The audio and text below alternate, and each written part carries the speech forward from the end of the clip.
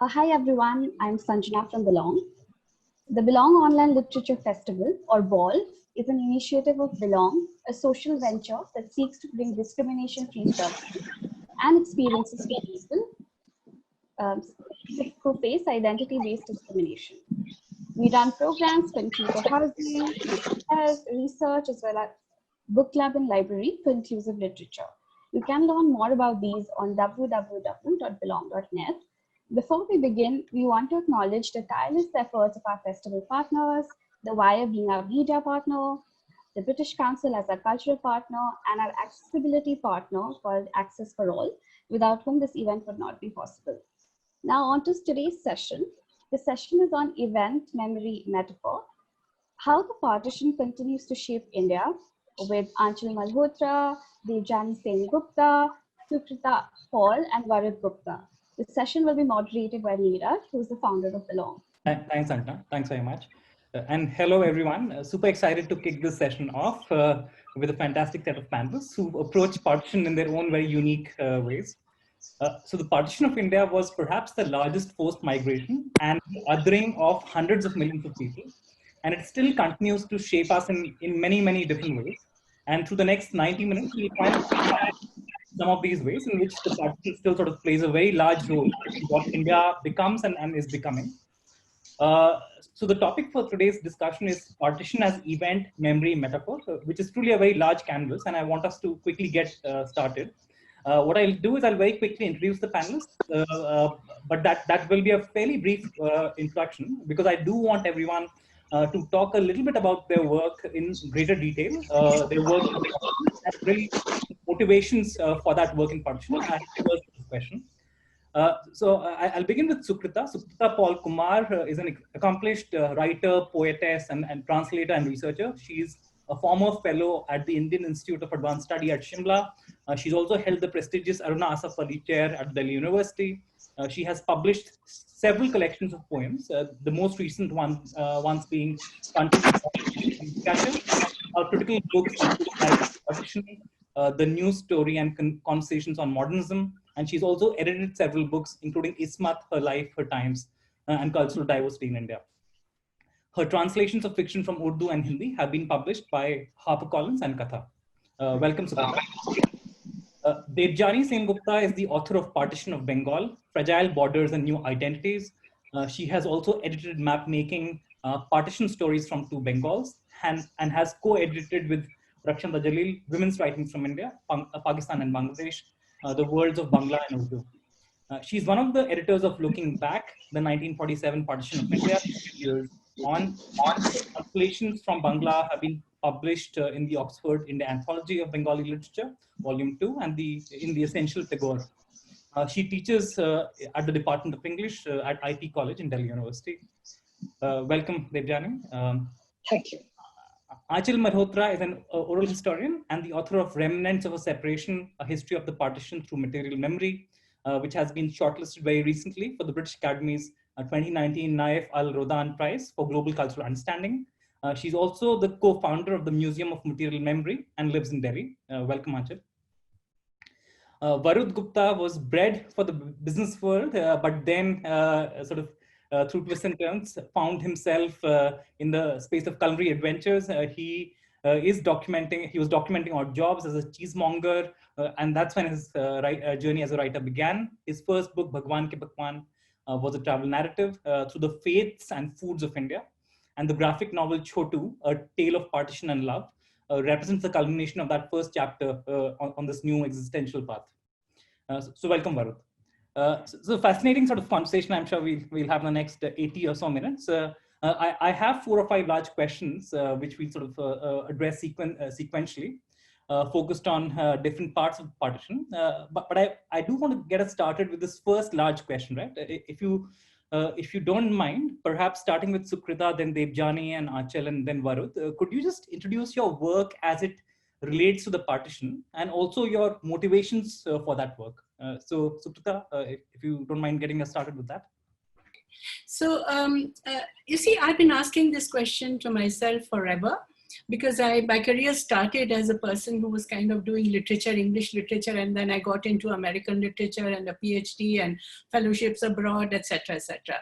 And then I asked a very fundamental question to myself: why is it that I feel like somewhere a kind of a refugee all the time?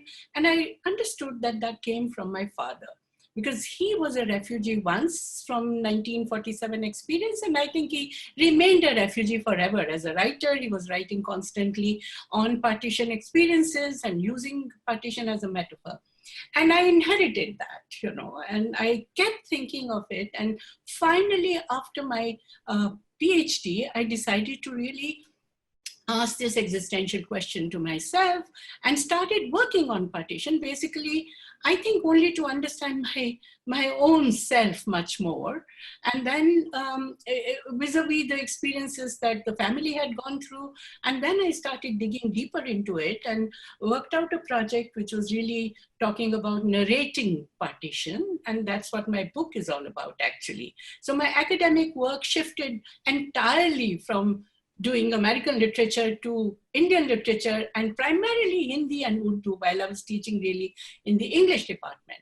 And that because I thought, well, I needed to go to Hindi and Urdu and Punjabi, but the two languages I could handle easily were Hindi and Urdu, my father being a writer in Urdu.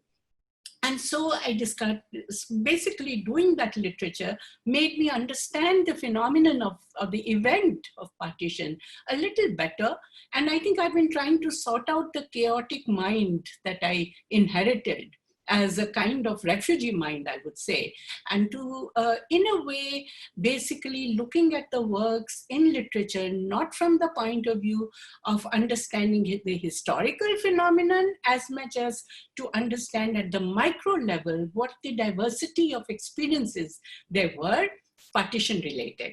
So ultimately doing academic work in partition, and from there a book coming out called Narrating Partition, and from there I kind of internalized it so much that I ended up writing poetry, a lot of it, which came out of my, doing partition theoretically as it were, but existentially deep down there. So I think that in a nutshell is the trajectory. And if you like, I could read one of the poems here to just introduce myself a little in this particular, kind of area. And now, shall I read the poem out? Please.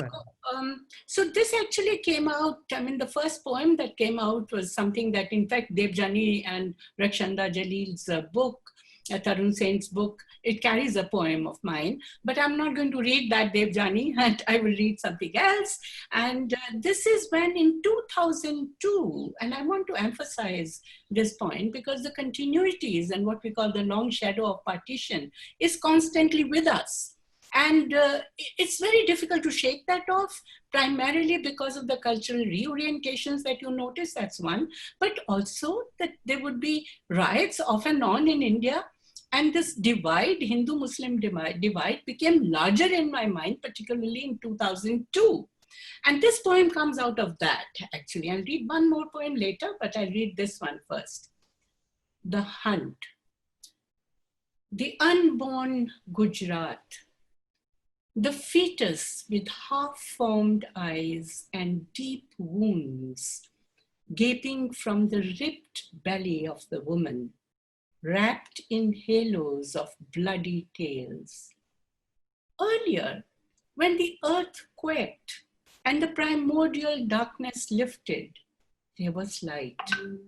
The light in which they made love to fill up the cracks and conceive the next generation that is pulled out from the wombs of pregnant women by vipers and demons, ghosts of unborn children, not resting till they enter bodies of their killers and of those who raped their mothers.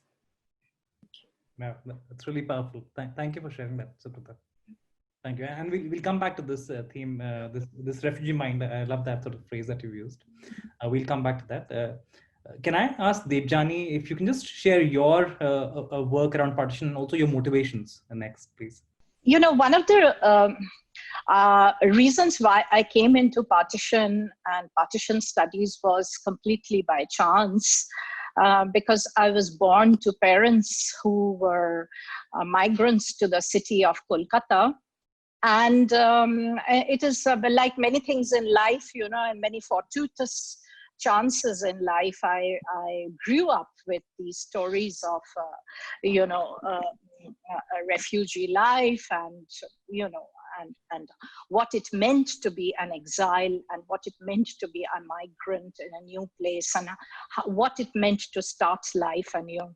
But of course, this was my early part of my childhood and adolescent years in Kolkata. But I seriously began to think of partition in a much more academic way when, you know, I started teaching in Delhi.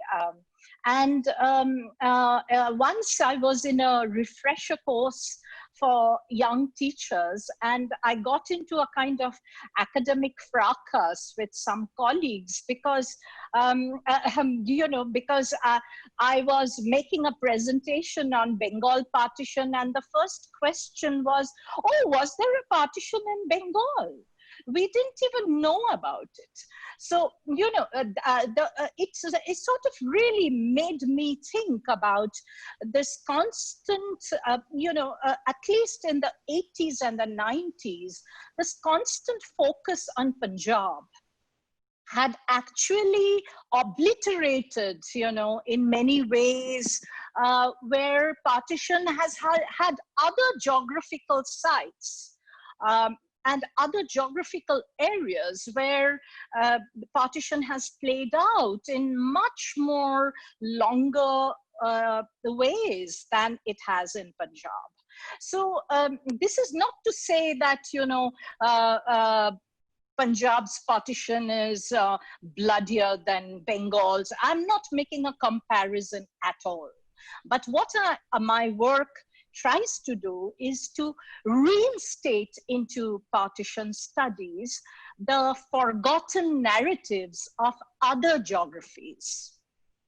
Particularly, I'm particularly interested in, you know, the borderland. I'm particularly interested in the way the Northeast have been completely obliterated from our understanding of what partition has entailed for a huge number of people. And all these questions, you know, began to sort of trouble me. And I thought that one of the ways in which I could contribute to a larger understanding of what partition meant for different kinds of people in different geographical sites was actually to bring stories from these areas. And therefore I started translating.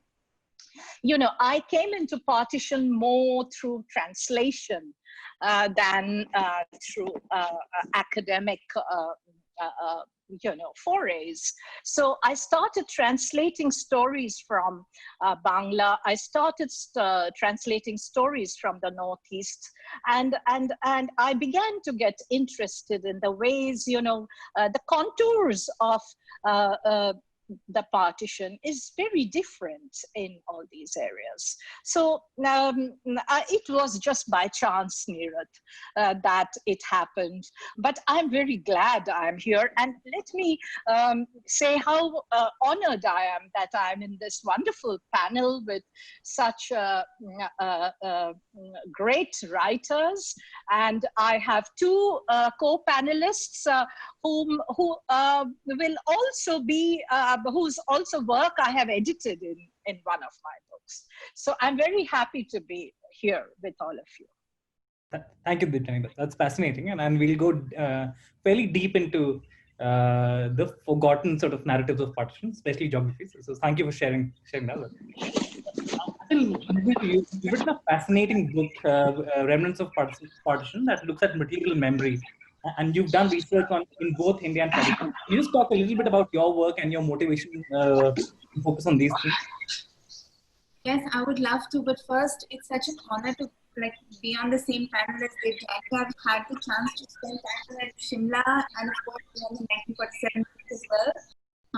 So I'm really excited to hear more about her work because as a young scholar, I would say that there are generations of partition scholars. And as a young scholar, she is someone I've looked up to, so this is a treat.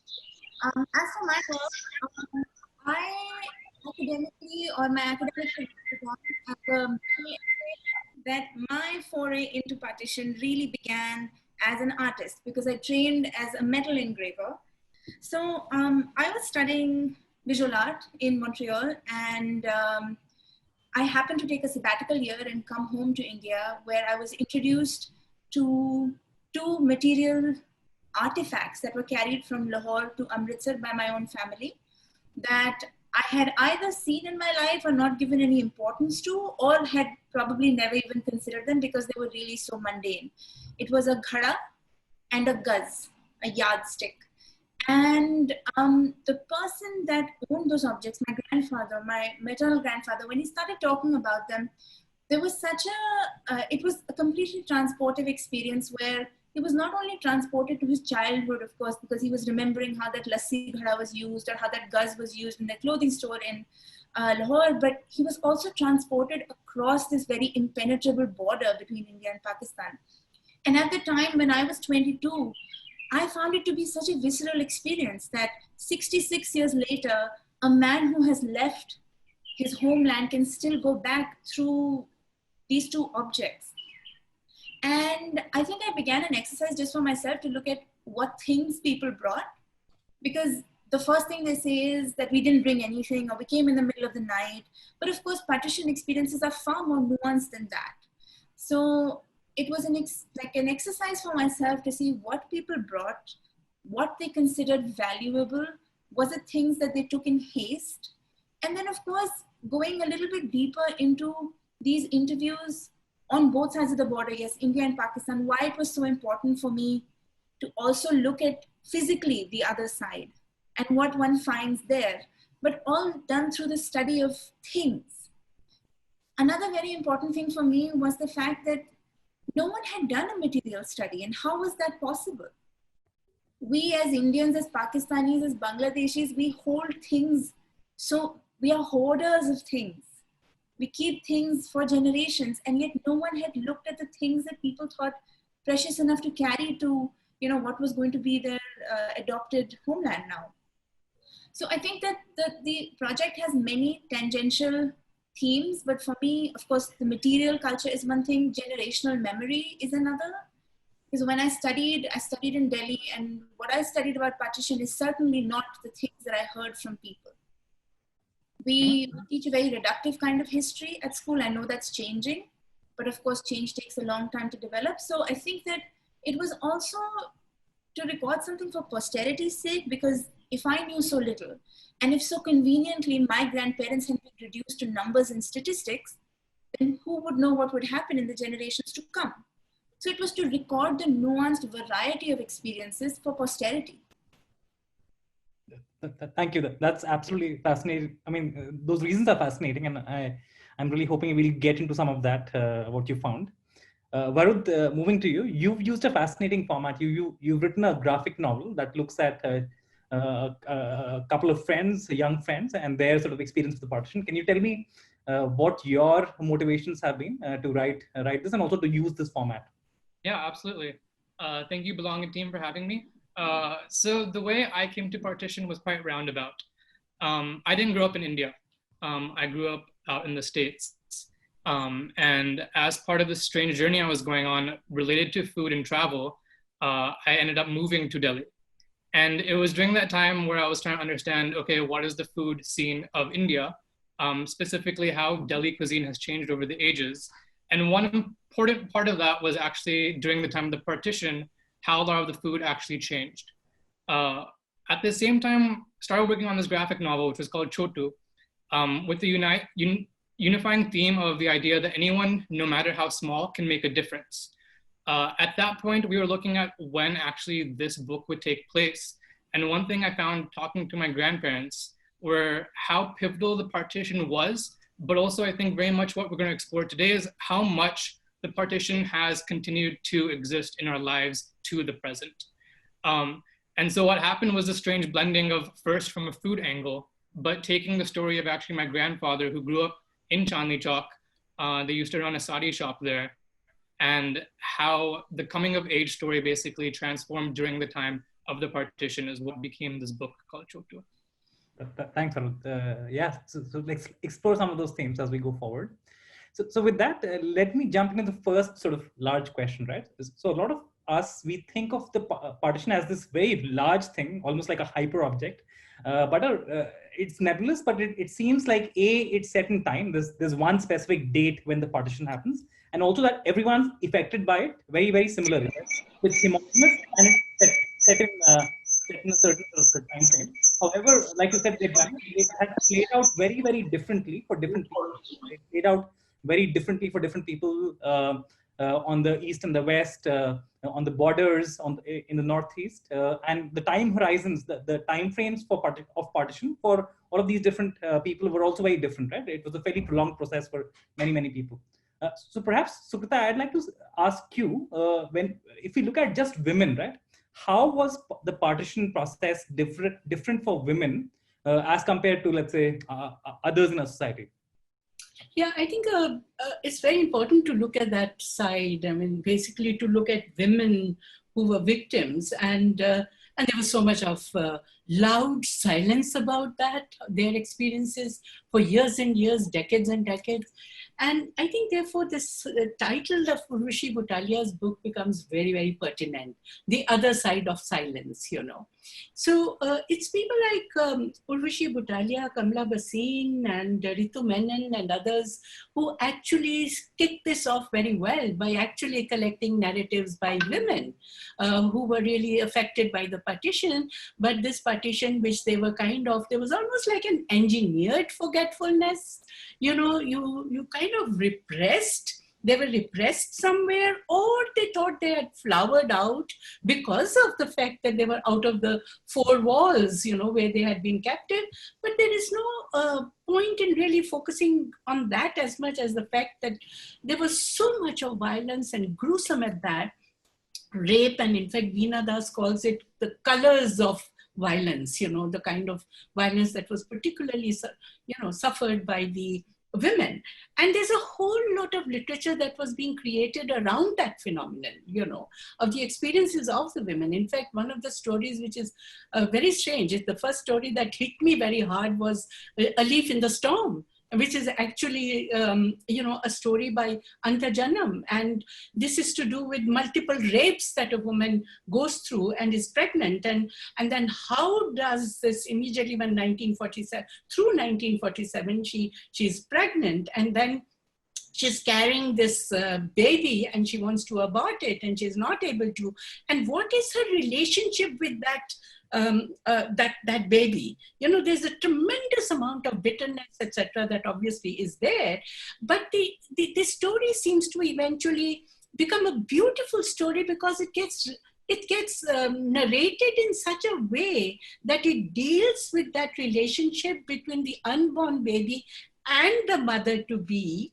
And from hatred, when the baby is actually born, there is a kind of a maternal love coming out of it. Now, some people might say, oh, this is romantic maternal instinct that has been, you know, portrayed out there.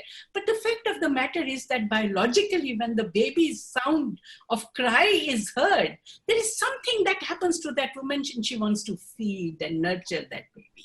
So it's almost like a resolution that is suggested. It was a very, very touching story.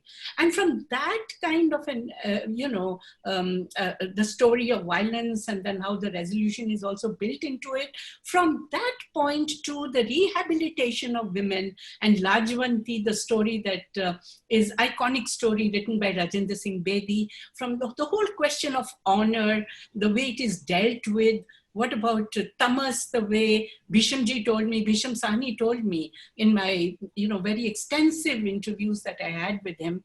He said that the whole story came out of my experience of having watched women jumping into the well and desperate to jump into the well to die, you know, in order to safeguard the honor of their families, of their community, not so much in as far as the subjectivity of that woman is concerned. So this was a very nuanced kind of, notion of honor that gets portrayed. And there's just a touch of that in the novel. It's a big fat novel, which is serialized and filmized and all that.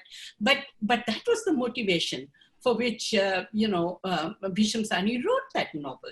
So there was honor, the question of honor, women, and then there was this also, the whole question of the older the woman, the greater the rootedness in the Haveli or the house that she existed in and not wanting to leave. And there was this Ismat story called Jade, roots, how the woman refuses to come out of the house. The whole family says, we want to move to the other side of the border, and she refuses to go, and she doesn't go. So that's another kind of a theme that comes out. So there's so much of variety. In fact, in my book, Narrating Partition, I have a whole chapter on this, which I call remembering women. So it's remembering the dismembered women and how the narratives are actually putting them back together, as it were, So reading about them and the dismembered psyche, the dismembered, women who were not accepted back into their families, their stories, and all of that comes out in literature in such a vivid fashion that you cannot but, understand that phenomenon. In a way, partition literature is sorting it out for us, making us understand it, the chaos of it all. And that, I think, to me is very important, because the whole violence it comes out of madness, as it were, the violence. And so it is required that we try to understand what is incomprehensible in a way, So I think, to me, that was a very fascinating point. One of the other things that I'll just mention before I stop, that there was this, I remember reading an essay by Alok Rai who says, oh my God, this portrayal of violence, particularly in journalistic writing, is like pornography of violence that people are beginning to indulge in and enjoy almost, reading all that. So what I see the difference between literature of partition and journalism that comes out of. That is pure reportage, and it needs a different kind of mindset. But in literature, there is always a certain kind of, I would say, a moral angle to it.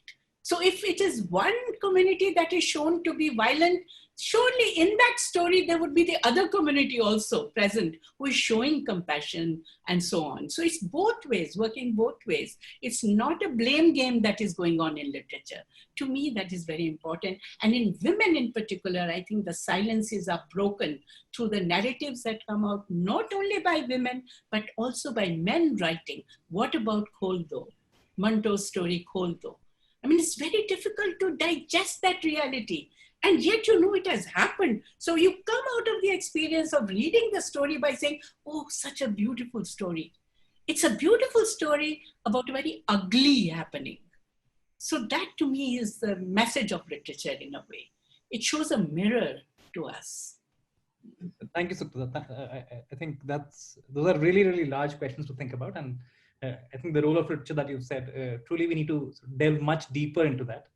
Debjani, moving to you, I think I'd love to get your thinking around how did partition play out differently, let's say in Bengal for groups like Namkudras, even like the Northeast, different sort of subaltern identity. Can you just tell us how was this different on those different lines? Right? This is again a very large question, Nirat, and I'll try and answer it as succinctly as possible. Generally when we talk of partition violence, we tend to think of this binary opposition of Hindus and Muslims. That Hindus fell upon Muslims, Muslims fell upon Hindus, or Sikhs fell upon Muslims, Muslims fell upon Sikhs and Hindus.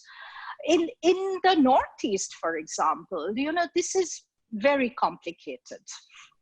because in large parts of Northeast, the minority-majority question is not between Hindus and Muslims. In Assam, for instance, it is between Hindus and Hindus. I'll explain this in a moment. In Sylhet, which was the only place in East which had a referendum to decide whether they want to stay in India or go to Pakistan, one of the questions was that, in the Sylhet referendum, a very large portion of Sylheti Hindus wanted to stay in Assam, which was part of the Assam province. But they could not, because in the Sylhet referendum, what happened was only 3.5 thanas of Karimganj remained in India and the rest went to Pakistan. So the question is not between Hindus and Muslims. The question is between Assamese Hindus and Hindus from Sylhet who had settled in the southern Barak Valley region, and who had a different identity than the Assamese Hindus. So, when you're looking at the question of identity, for instance, in the Northeast, it becomes very complicated. And even more so, when you're taking the question of tribal populations. For instance, in the Mymensingh region and the Rangpur region, which was home to a very large tribal population like the Hajongs and the Chakmas, it's a completely different question when you come to them. When on 15th of August 1947, the boundary was not really decided. And the Chakmas raised the Indian flag, thinking that they will be in India. And Mymensingh and parts of Rangpur will be in India. But unfortunately, it was in Pakistan. So they were considered to be betrayal of the Pakistani ideal. And they were persecuted, and immediately after 47, around 40,000 Chakma families fled East Pakistan and came into India. And the Indian government settled them in Arunachal Pradesh, and with what disastrous consequence, we all know that. And similarly, the whole question of NRC in Assam, for instance, has its root in partition. Has, this whole question of who is an infiltrator, who is an alien, who is a citizen. All these questions are extremely complicated when we are looking at the Northeast. Remember, Nirat, the Northeast shares, in fact, East Pakistan, now Bangladesh, shares borders with 5 Indian states.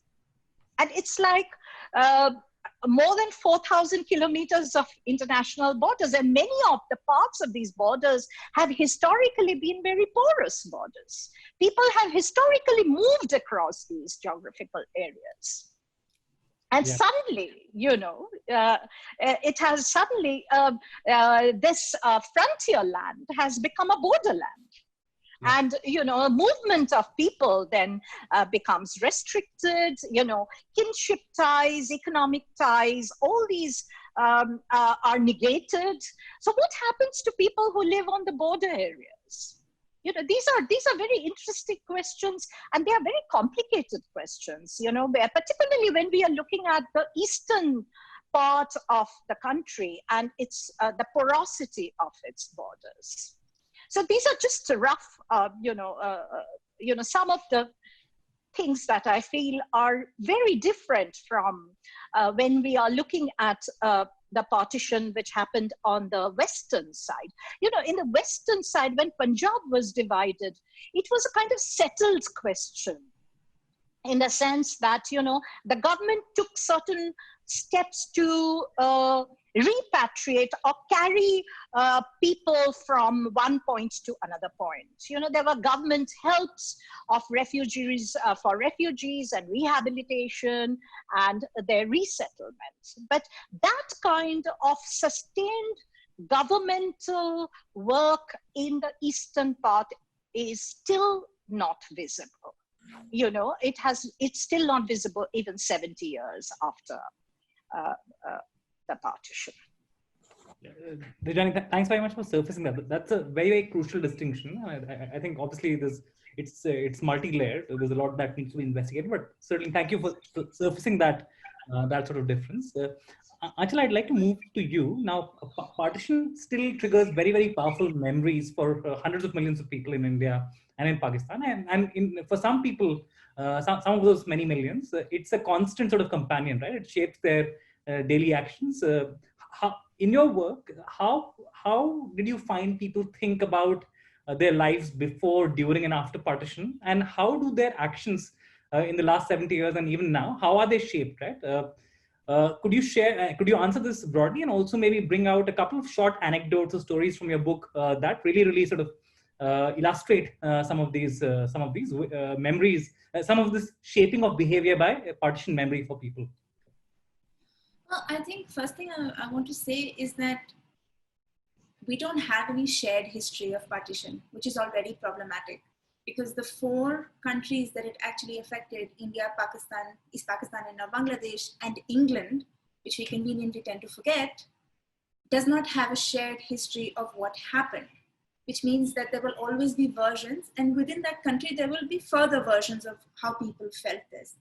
I think that, again, it's very hard to generalize with partition how people felt, because these are human beings with human experiences, and so naturally they are different. But I mean, if I were to think about the strata of people that I interviewed and the kinds of things that I heard, I would say that the first generation, and also speaking from a descendant of 4 refugees that came from across the border, I would say that perhaps the first generation who lived through partition, who witnessed it, did not have the luxury of time to ruminate on what had happened or what they had been through. So they didn't really, they normalized the experience. You had to move on, you had to find food, you were living in camps. My family lived in camps for years and years. So your prime duty was to make sure that your family survived, which is justified. But what that did was I think that the experience of partition, the first-hand experience of partition, got buried and buried deeper within people. And I always think about what would have happened if there were journalists and oral historians asking people how they felt, right? So the first thing is that you give people back their experiences, because people that lived through partition, many of them have never even voiced how they felt. If they didn't voice how they felt, then how did their subsequent generation inherit that memory? People like my parents, did they ask questions? I know for a fact in my family, nobody asked questions until me. I'm the 3rd generation. So if you have been through something so traumatic, what are you passing down the generations is what I always think about. What is inherited? Is prejudice inherited? Is openness inherited? Is bias inherited? Because these are key things that shape the subcontinent today and how we feel, not just within the country in terms of different religious groups, but also with our neighbor, who we have a lot of similarity with. So I think that for me, it was very important to understand the generational memory, and also the fact that people perceive things differently. On that note, I want to share a rather humorous but also very sad experience that, and it's a strange thing to balance these two, that I recorded in Lahore, where a woman told me that part of her family had migrated to India and part had remained in Pakistan. And this is common for many Muslim families, particularly in Punjab. So divided families are quite common. What she said is that growing up, I always heard about India, but I had never been, and I had never met an Indian before. I only knew that our Puppo, my Bua, lived in India, but I had never seen her and I had never met her. And she kept stressing that she didn't know what an Indian was like. Were they like us? Did they look like other people? So this should really tell you how little information the second generation had growing up. So what she tells me is that all I saw was currency, banknote. And in that banknote, I saw the 4 lions of the Ashoka pillar. And I was convinced that because this is Indian money, all Indians must have 4 heads, naturally. So I know it's funny, but it's also very sad if you really think about how intrinsically there is such a gap of information and knowledge. So when she finally meets her Puppo, who comes from Maharashtra to Lahore to meet them, she looks at her and she looks at the sides and she says, "Aapke baki sar kahan pe hai? You know, where are the rest of your heads?" And I just thought that encapsulated how little subsequent generations will know about the other, and of course, who is the other. So in my research, one of the reasons that I thought it very imperative to travel to Pakistan, and I had the good fortune of getting multiple visas to travel there, is because no study of partition is complete without the other side. We are all born in a particular framework of nationality. We are all born in a particular religion, and some things are intrinsic within us. We don't have a choice. But what we do have a choice is to shed them or not. So I think that going to the other side, recording stories in Pakistan multiple times, making meaningful connections with people who either felt the same thing or different things was very important to understand the larger breadth of partition, if only in Punjab, which in itself is, I would say, heavily studied in one point and also not so heavily studied in another, very micro level if you come down to it, but that can be said for any land. So I think that in terms of objects, because my study is about objects, and sometimes I think about, if you only think of the study of objects as a study of objects, it will always remain that. But if you think of a material study as a way to enter into the landscape of partition that may otherwise be quite traumatic to get into, then it can be a study that brings together several generations of a family. Because when someone is talking about an object, and I've seen it happen millions of times, the story somehow becomes about the object. And from there on, it becomes about social ethnography. It becomes about how people lived and what they ate and the things they saw and the papers they read and the radio programs they heard. And you said so yourself that partition didn't just happen in August 47. This is a great misconception that people have, that it happened on 14th and 15th August and it just kind of, we went over the hurdle and it was finished. It took time. It took time. It took months for it to build up. It took months for it to normalize. So I think that what the object does is it builds a social ethnography of a time that we're trying to understand, because we are trying to understand human relationships, because these are humans that were affected by it. How could people do the things they did? How could this happen? And so I think the object builds landscape very well to situate the story of partition within it. Thanks, Aanchal. I think that's really, really powerful. And actually, that becomes a good segue for me to ask my next question. And Sukrita, I'm going to swap the order a little bit, because I was going to ask this question to you first. Instead, I think just building off what Aanchal has said, I'm going to ask Varud this question of entry points to think about partition and to narrate partition really, really well. So you've used a graphic novel, right? And in your graphic novel, you have a couple of young children who are friends, and then partition happens to them, right? So through this entire process, while you were conceptualizing this graphic novel, and in the months and years that I think it's been now a year that it came out, and I believe you're also thinking of something, a part 2 or some version of this, right? So how have you thought of the form, right, as an entry point when thinking about partition? That's very interesting. So actually, as Aanchal mentioned, I also forayed into partition as a third generationer. Who had basically my mom, who might not have asked the same questions of what actually those moments and those memories would have been for my grandfather. So when I started to kind of unbox the experiences of partition, there were 2 things that really stuck with me. One was the question, what does freedom truly mean? I found like freedom isn't an absolute idea. Everyone has their own interpretation of freedom, and during this time, it came up in many different forms. Freedom can be a stamp on a paper. It can be a sense of responsibility for others, or freedom can be seen as opportunity, whether that comes for power or wealth. And so that became kind of the designing principle for the characters in the story. And what the graphic novel medium allowed us to do is not only use words, but also use illustrations to bring those moments alive, specifically around Chandni Chowk. Specifically because there's so many great photos of that time period that evoke a sense of emotion just of its own. So being able to tie those pictures and those memories to this fictional, well, semi-fictional, inspired by the grandfather tale, it became a very strong story of its own. But also on the flip side, one thing that we had to unpack a lot was this idea of prejudice. And for me, Chotu came from a time of looking at the world around me and trying to digest it. And that's why in the opening, I touched upon, it's not that different to today's world from 1947. And the best example of this, I think, is the bounty of fake news that we see around us. What is fake news really good at doing? One, it's simple, right? It's a simple, digestible story.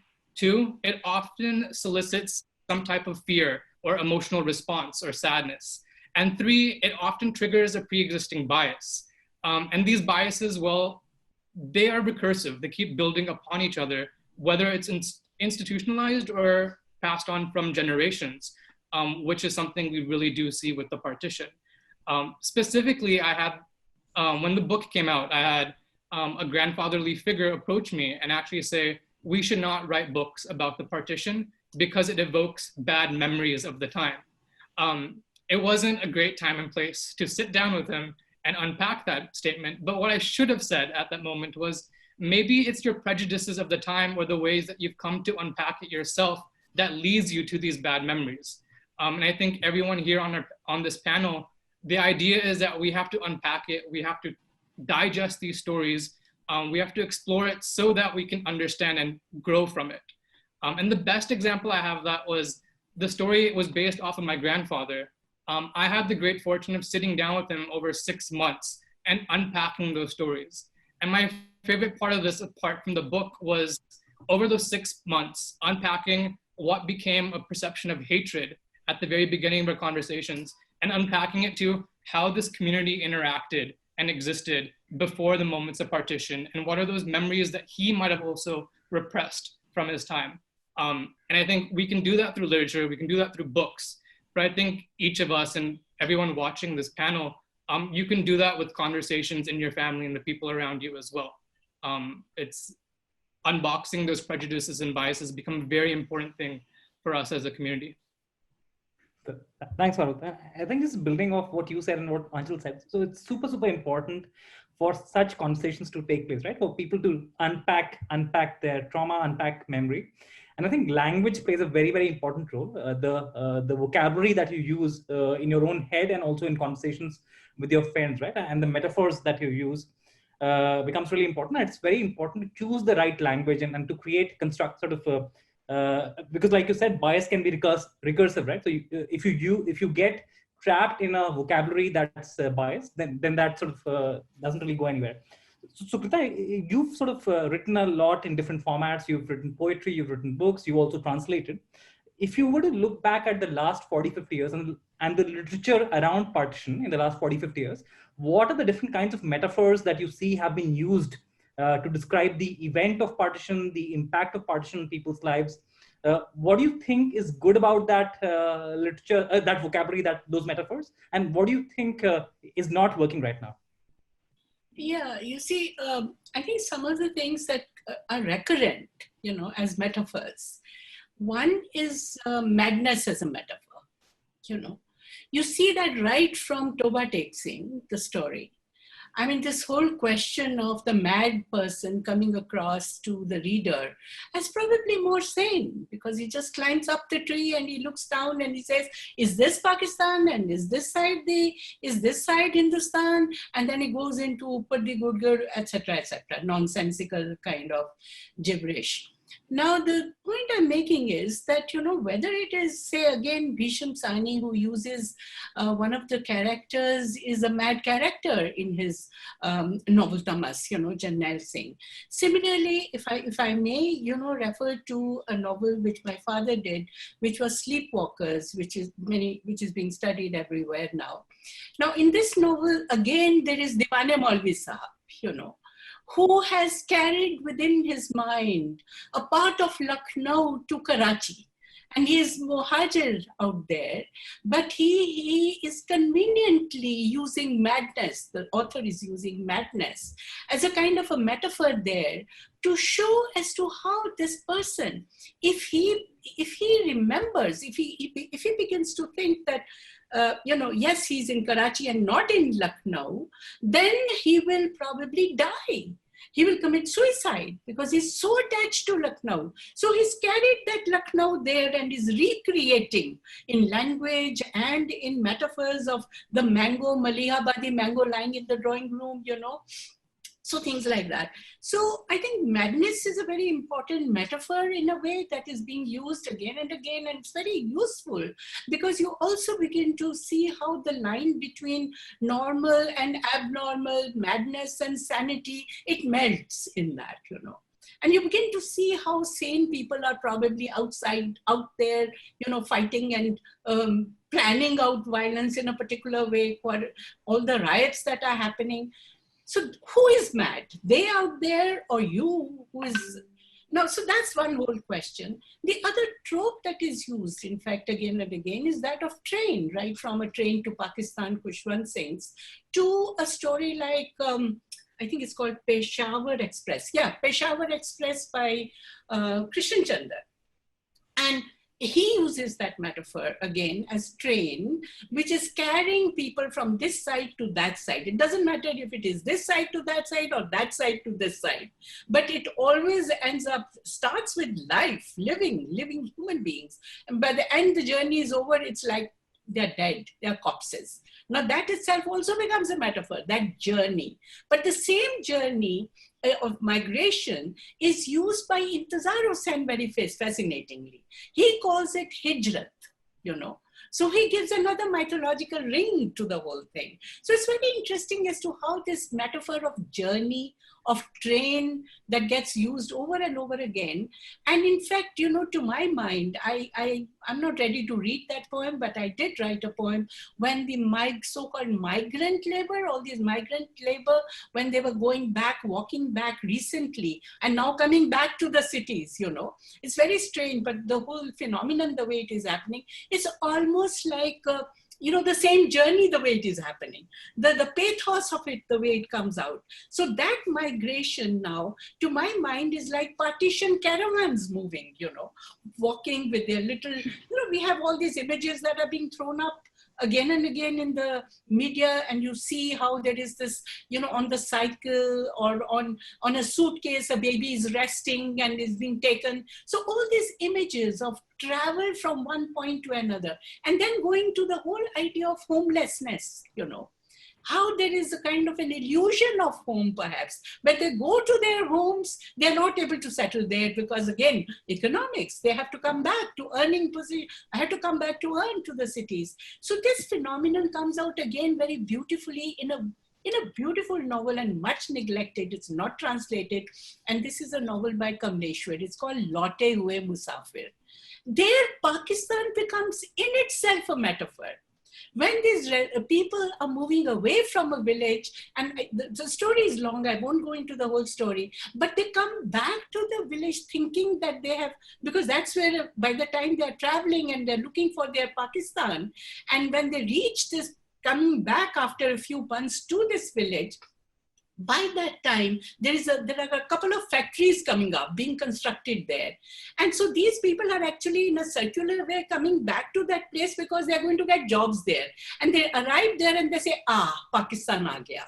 So to them, it is, a refuge. Pakistan, the job is the refuge, It's a beautiful story, it's a novella by Kamleshwar, very neglected, but we need to probably at some point also translate this into English. So what I'm trying to say is that all these various metaphors which were created by the writer in a very very sensible and sensitive way, I don't think they are irrelevant even today. Even today, the same metaphors work. And one more thing, and then I'll stop. You know, I think it was Aanchal who mentioned as to how these stories and also Varud was talking about unpacking. I will just like to narrate this one small story, which is, you know, I was born and brought up in Kenya, and my father had developed a kind of but brother-sister relationship with a Muslim woman, Baji we called her. And Baji was living in, she died last year, and something horrifying happened at that, or very, very interesting something happened, which is she never talked about her partition experience to her daughter. She and her daughter lived together. She never talked about it. 1 hour before she died, she suddenly hallucinated. It was almost like a hallucination. Her past coming up to her. And she thought that her daughter was going to be raped now, just as she was going to be raped at the time when she was migrating. Living in London, they finally migrated to London. But what I'm saying is she was screaming and reenacting the partition scene at age 101. And this is when she was trying to safeguard her daughter from getting raped, because she thought, I mean, it was mixing up of the present and the past of that kind. Absolutely touching. And the daughter immediately wrote to me, called me up and said, look, you were trying to dig out some story out of her. She had no stories to tell. And there you are, she was a victim herself. And it all came out at the end of her life, you know. So things like that. I just want to add one thing. Sure. When my grandfather was dying in the hospital on the deathbed, he held my grandmother's hand and said, Dilli chale. That is one of the last things he said. And it just reminded me of your story. Yeah. That's really powerful. Just keeping an eye on time, we have a couple of minutes left before we need to, maybe 5 minutes, start taking audience questions. And there's already a bunch of really, really interesting audience questions. So I'm going to request Debjani, I'll ask you a very short question. So very similar to what, the same question literally that I asked Sukrita.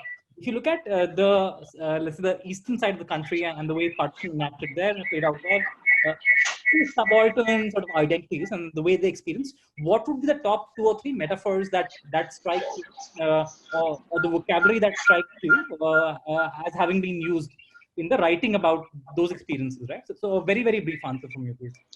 I think one of the metaphors that really works across board, you know, if you're looking at the literature from the eastern part, whether it is from the northeast or from Bangladesh or from West Bengal, I would say it is a metaphor of social and political violence, which becomes a kind of legacy of the partition.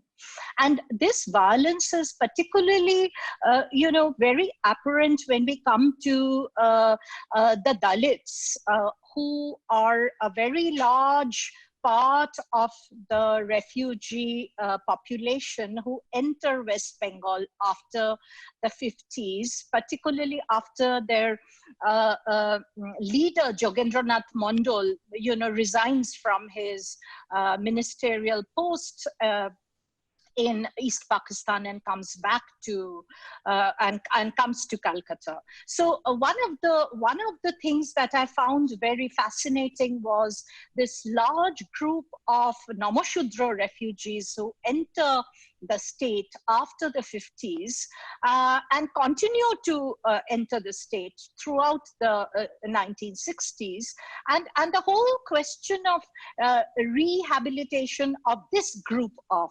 refugees. So the violence that I'm talking about is not always violence which is a kind of physical assault or rape or murder, but it is a different kind of violence. I call this a very quiet kind of a violence. It is a violence where we see this whole group of Namashudra refugees being kicked out of West Bengal to resettle in, for instance, a very inhospitable region in Dondakaranya. Now, that kind of violence is not something that we are normally talking about. You know, when we are talking of partition violence, the metaphors of violence, you know, we are not talking about the violence that the state actually perpetrates on its own citizens or on people who have entered the country as refugees. So, you know, that is a very interesting question, I think, that we need to grapple with at this moment, at 2020 India, you know, when we are living in 2020 India. And this whole question of what is the state doing to its own citizens are also coming up in various ways. You know, Ashish Nandi has a very nice description, you know, the orgiastic violence which has been the legacy of partition. We see that continuously through India's post-colonial history. You know, the numerous communal riots, the numerous sectarian violences, you know, the cycles of violence, you know, that Amitav Ghosh talks about, you know, that is a legacy of the partition. And it is not something that we have been able to come to terms with. I think one of the reasons is because that, you know, when we talk of violence, we are not only just talking of victims, we also have to talk of perpetrators. And in the question of who is the victim, you know, often the victim is also the perpetrator, particularly in the partition, during the partition and during the months after the partition. Thank you, Debjani. And my final question before we open it up to the audience questions is to Aanchal and Varud together. I would request you guys to be very brief in your answers to this. So a lot of the younger generations are now sort of addressing partition through a bunch of projects, right? Aanchal, for instance, you've started a museum. There's new formats that are being used. There's a partition museum as well. So what is the spectrum of initiatives that you both have seen across literature, across the arts that have been put in place, and just very, very brief responses to that. Okay. So I think that I'm a third generation, and the fact that I was able to do something completely novel with the partition 66 years after it happened already tells you that there is so much information that we still don't know about it, which means that wherever there is the prism of memory, there will always be introspection into that memory for several generations to come, because each generation also perceives history in a different way. Now, in, as you said, the spectrum of how this history is coming out in terms of museums, in terms of art, in terms of literature, in terms of different projects in the humanities, I think this is great because we are also a generation that has access to the internet and virtual access to the other side. Personally, I think that something very big happened at the 70th anniversary of partition that maybe did not happen at the 50th or even the 25th. People woke up, and it is people my age and Varud's age, and I know this for a fact that people are curious about where their family is from. And even if their family is not from there, they are curious about what the other side looks like. So where we have one spectrum of our population that is obviously inculcated a kind of intrinsic preconceived notion about our neighbor, there is another side of this population that is curious, that wants to share. So I think that's a very positive thing, and I have a lot of hope for the future. Yeah, absolutely. I can just echo that. I think it's amazing that we're able to tackle new forms when it comes to talking about the partition. Specifically, not only, I think it's my personal belief, not only treating it as something as taboo and tiptoeing around the topic. Maybe we did need time to be able to open these wounds back up. But something we did, obviously, a graphic novel is chock full of metaphors. We used a lot of metaphors to try tackling some of these ideas. Notably, all the characters are animals, to basically establish the idea that this is an animal kingdom that kind of existed within Chandni Chowk. Or, you know, the RJ who was Bolgappa.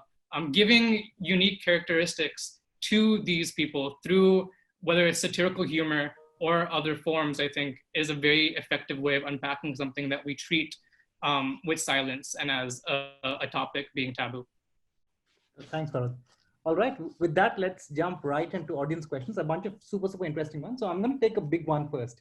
How should the partition be taught differently in schools? So the way we'll run this, given that we do want to cover 6-7 questions, is rapid fire. So up to 2 of you, anyone sort of who wants to go, very, very sharp sort of answers. How should partition be taught differently in schools? Partition is already being taught very differently in schools because they have included oral history, which never used to happen when I was in school. So this is a step in the right direction. So oral history, can you just share a little bit more about how oral history has been used? Yes. So I have a habit of downloading every single NCERT textbook of history, which everyone can find available online. And looking at it through the years, you see the inclusion of oral history narratives from books like Urvashi's, but also there is an inclusion of a project that every single person in grade 11 and 12 has to do, where you have to interview people that have witnessed partition. So when you have that, you're creating an organic archive of first-hand memory, but you're also showing young children how different experiences happen during partition, because they do have to, and they have to discuss it in class. And I know this because I've worked with several students that have done this. So it's being taught differently already, but it's a slow process. Okay. Anyone else who wants to? It's already been taught very differently for instance, in Delhi University, we have now a paper on partition literature, which was unthinkable even 10 years back. No, I just wanted to say that there are a couple of things that, to me, at least one thing which is very important is to also see other histories, and not just see histories by the British and so on, but also Pakistani history. I think we need to look at how historians are dealing with that history in Pakistan. Of course, there are biases, but I think our students need to see how there are biases operating in history, in historical writing. I think it's very important to perceive different histories in order to come to their own conclusions, if at all there can be conclusions. Right. So relatedly, and perhaps Debjani, you could take a crack at answering this one, and then maybe somebody else. Kavya asks, what do we know about minorities like the trans community during the partition? Is there any way of finding out details due to a lack of access to the archive? Absolutely.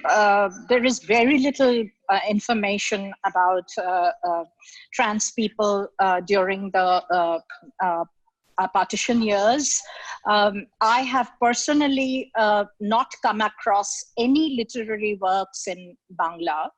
They may be in other languages, which actually represents the transgender community, and therefore, as Aanchal already mentions, there is so many issues that are at stake here that we can, for instance, how did disabled people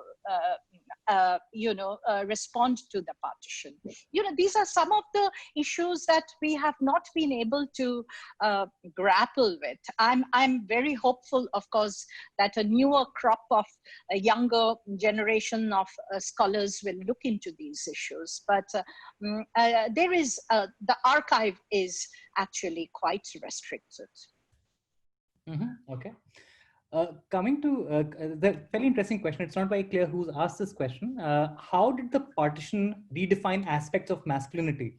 And what were the implications of partitions for nomadic communities and I suppose you covered marginalized communities, but this question of partition and masculinity, the way it got understood and has evolved in India since partition. So maybe Sukrita, you want to answer that? I think when we're talking about, all the violence that happened to women, and you see how masculinity comes out in a very, very bold and horrible fashion. And I think it gets accentuated more and more when the riots happen, and the same thing gets, kind of visualized once again and twice again, and all the time it's happening. So I think masculinity and the whole idea of, it's almost like it's not between two communities, it is between two, it's gender question that comes up much more. So masculinity plays up itself in the right situation. And there is again in literature, when you look at Tamas, for instance, I think it is in it is in Kitne Pakistan, Kamleshwar's novel called Kitne Pakistan. In that novel, he shows as to how there are women who are inside a Haveli, and two women in the Haveli, and first a whole lot of a group of Hindu men come and rape them, and then at that time to them they are Muslims, Muslim women, and then soon after there is the other community, a group of another community that comes and rapes them. So it shows as to how it is not two communities, but it is really male versus female, almost like that, So I think masculinity plays up in a horrendous fashion when it's such a situation like a riot or, the kind of violence that you see there. Sure. The next question I'll maybe ask Aanchal and Varud to both answer this briefly. Divya asks, thinking about the partition's long shadow, specifically the creation and maintenance of the borders created by the partition, from the accounts by my grandparents, there were as many stories of kindness and friendship as there were of cruelty by the now othered. Why have we forgotten these stories of kindness and friendship? And could we possibly harness this literature to actually create a counter narrative that is less hateful? So I think already that was one of the tenets of my book, that I wanted equal amounts of what we think partition was really like, which is the violent and the destructive and the divisive, but also countering it with acts of kindness and friendship and just sacrifice. I think that those narratives are there, but they are there in oral history. They are there in people's houses. They are there hidden at the backs of memories, and we need to retrieve them. I've tried to do that, but I know that there's a lot more out there. And we do need to counter this perception that partition only gave rise to violence, because that's not true. I know it sells, and I know it's very popular and has been popularized over the years, but that's not the only version of partition that exists. Yeah, absolutely. It was very important in the story as well of remaining optimistic at the end, even though it's a difficult thing to always remain optimistic after such a horrific event, because also we're drawing the parallels to the present, right? We have to show that communities can grow, people can come back together, and it takes individuals with remarkable power, willpower and fortitude to do such things. So I think the collection of these stories over time, continue to document both the good and the bad, becomes a very crucial thing for us. Sure. I think I just want to say that a lot of people maintain relationships on the other side also, with friends or relatives that they left behind. And that already creates a kind of a different kind of perspective to partition. Actually, in Bangla, there are a lot of stories which are actually about people saving people of other communities, and there are hundreds of stories like that. And in map making, I actually have a number of stories which are not about this kind of orgiastic violence, but it is about people's relationship to their neighbors, to their friends. And that relationship is a relationship of very long standing. So the sudden break that partition brings doesn't actually translate into a kind of rupture of that relationship. And the stories are actually also about the continuity of lives. In Bangla, we have a number of stories like that. But then I think that would be true of Urdu, Punjabi, and Hindi as well. Yes. And in fact, we should bring out now collections of, stories of compassion in this particular era. I think we need to bring that out also, because it's just a question of putting them together. They're there. There are hundreds of stories which are actually portraying compassion, love, relationships. But I think that, we think of the archive as the official archive, but in fact, the subaltern or the history from beneath or oral history augments far more a better understanding of the event, because it shows you a variety of perspectives. And I think that we need to understand that oral history is a real area of study and requires further investigation by many more scholars and more acceptance. And also, Aanchal, just one question that I really keep grappling with, which is like a generation like yours, Varud, yours and Aanchal. I think in this context, very important to think of how it is being theorized today. It's called post-memory studies, of partition. Now it is memory and memory of memory, and yet it is the present. That's the irony of it all. So I think these are the very, very valuable insights which show that there is a continuation of engagement in this whole domain. And the engagement is there because it is a very present day reality as well. That was a great question. Thank you, Debjani. Yeah. So there's another interesting one, and I suppose I suppose the answer won't be very positive. So Rashmi asks, ma'am, in my recent visit to the Partition Museum, Amritsar, I came across documents of negotiation on the partition. It was shockingly apparent that it was a fairly hasty and careless decision between those in power, the receding British and the emerging Indian leaders. Do you think that the partition narratives need to shed more light on this, as well as a complicity in the partition? Well, it's true. It's true that, there is a great haste in, particularly, if you look at the way Cyril Radcliffe drew the boundary lines, it was absolutely a scandal. And, he didn't even know that some of these lines, where it was going and what it was dividing, particularly in the eastern sector, the boundary line actually went cutting across the river in two. So half of the river is in India and the other half was in Pakistan. So if you were a fisherman, you could cross the international boundary at the deepest point of the river. So it was ridiculous things like that, So it has been quite well documented.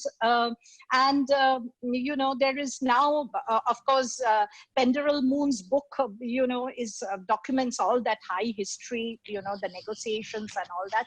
And all of it is now very much in the public domain. And the freedom files, pertaining to 46, 47 are also now open out. So, those are quite apparent that, it happened in a certain kind of haste. Yeah, but I think the haste, sorry, Aanchal, do you want to? No, go ahead, please. No, I just wanted to just very quickly refer to this 1803 phenomenon which happened in terms of language and identity, and how in 1803 in Fort William College, Hindi and Urdu were divided out totally. So I think that's somewhere kind of, you begin to see it's, partition actually started happening at that time. Because if you talk about language as identity and how, there was this first Hindi story which was called Rani Ketaki Ki Kahani. And this was by Inshallah Khan. And what was the competition? That there should be a story in Hindi which doesn't have a single Urdu word, right? So that's where but ironically, it was done by Inshallah Khan. And he dug out and, sucked out all the Urdu, Persian words from Urdu, which actually became Urdu as a very eclectic language out here, which had Haryanvi and Punjabi and all those vocabularies coming together in the Shahi camp, which is what is Urdu. In other words. So what I'm trying to say is that 1803, in a way, it was a kind of a seed for division and communalism that started. So today, Urdu is seen as a kind of a language of the Muslims on the one hand. On the other hand, there is a romance with Urdu poetry that is going on. Ironic, isn't it? I have 2 points to add. Yeah. One to Sukrita, fascinating. Also to add to it that Allama Iqbal's famous Sare Jahan Se Acha, that is adopted as a motto, a kind of anthem in India, is written by Iqbal, who is the poet of Pakistan, whereas Pakistan's national anthem is written by a Hindu upon the insistence of Jinnah. And he eventually moved to India. So that's one, with the ironies of things. And secondly, adding on to what Debjani said, I think that with the high politics of partition, we have to understand that the British very categorically picked Sir Cyril Radcliffe because of the fact that he had never been to India. And this fact would add to the unbiased nature of the division. However, one thing that the border refused to take into consideration was the lives of people. And it seems so stupid for me to say it like this, but they thought that it is possible to draw a line through a country and people not be affected by it because, and it is well documented in newspapers that Jinnah himself and Mountbatten himself said, some migration may happen, but I don't envision it. Mountbatten said this in a Times of India interview in, I think, June or July 1947. And any sort of like, it just is like, he didn't give any details because he didn't envision what would happen because he didn't take into consideration the lives of people affected by the border. And the minute you do that and you start thinking that a border is a border on a page rather than border on an actual land affecting the food, lives, social, societal, religious customs of people, this is what you get. Sorry, I'm just going to move us forward to the last question because any moment we'll be kicked off now. The other panel will start in a couple of minutes. So this can also be a very quick, almost closing remarks from a couple of you. So what is next for partition literature, right? Where do we go from here in terms of just the literature on partition? What would be your hope from partition literature going forward? So again, very brief remarks from maybe 2 or 3 of you. Can I end with a poem, small poem, and that will be my brief. Sure, right? please. At Wagah. At Wagah, I love you the most. The border marked by the spectacle of stomping army boots, shining medals, beating their chests into the rising and setting sun, the day becoming night and the night day when the guards on both sides change bang, bang. I love you the most at Wagah. When the guns are raised to salute separation, division, rupture, when the neighbor becomes enemy all at once, dies and wears the shroud. My friend, you go away only as a bird does, flying in the free skies. When the lines of hatred rise against prayer flags, Wagah happens. And I love you the most because you are on the other side of the border. Thank you. Thank you. That was lovely. Anyone else who wants to comment? What's your hope for the literature going forward? Yeah, I think to the question is continuing to do what's happening is continuing to unpacking these stories. And the main reason why we go and digest history is to figure out how we can apply it to the present, whether it's with perspective or the opinions or the privileges that are endowed upon us. And so I think continuing to unpack why things of the past have led us to why we're here and what we can learn from it would be my hopes for the continuing literature of the partition. Thanks. I'm very concerned with the relationship between India and Pakistan, particularly with generations like mine. So what I would like to see in the future is more cross-border projects, hopefully an easing of visa restrictions so people can see the other side. And I just think a general expansion of knowledge of both sides. I would really look forward to more and more people coming from different languages, translating their literature, which grapples with 47. I would personally really enjoy that because the more we unpack, as Varud says, the stories, I think there is more hope for us in the subcontinent, that Aanchal flags, the history that we all share. In this shared history, we need to unpack our shared literature and our shared memories. I think this is very important for all of us. Thank you, Debjani. With that, I would just close this session. Thank you, Aanchal. Thank you, Sukrita. Thank you, Debjani. And thank you, Varud. I truly enjoyed this session. And I hope there's many more of these conversations around partition. Super essential to focus on this. And I personally learned a lot from this. Thank you again for your time. And thank you very much. And thank you, the House of Belong, for calling us. Absolutely. Thank you so much. Bye, everyone. Take care. Thank you.